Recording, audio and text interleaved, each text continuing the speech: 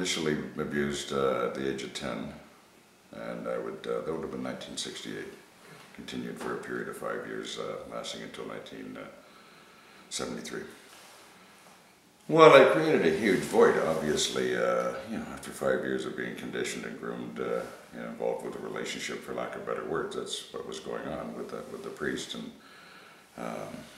getting enmeshed in the emotional labyrinth, if you will. It was a pretty catastrophic event when he was arrested, and I spiraled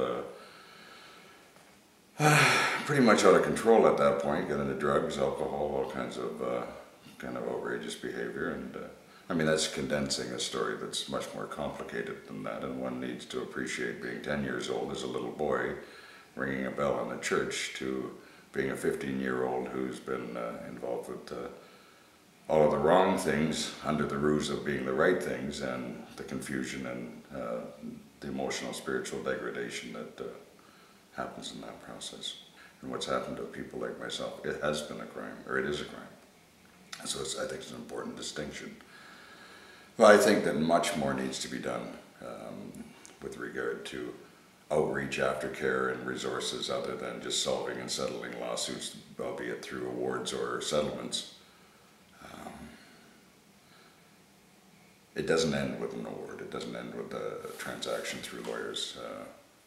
In my case and in others, I suspect. It pretty much just opens the issue up, and then through the process of coming out and starting to relive this stuff, damages are incurred that are probably, in my opinion, are equal to those that I suffered in the first place. Coming forward, not having adequate resources, or I'm kind of stammering a bit here because I don't think enough's been done. That's probably the simple answer. Okay. I really came forward expecting that society would embrace this, and that we'd eradicate sexual abuse against minors, and institutions would immediately respond in a positive fashion and implement protocol that would prevent it from happening in the future. More learned, more jaded, and more scarred after the fact, I don't believe that we've really advanced very far into that road of recovery, if you will.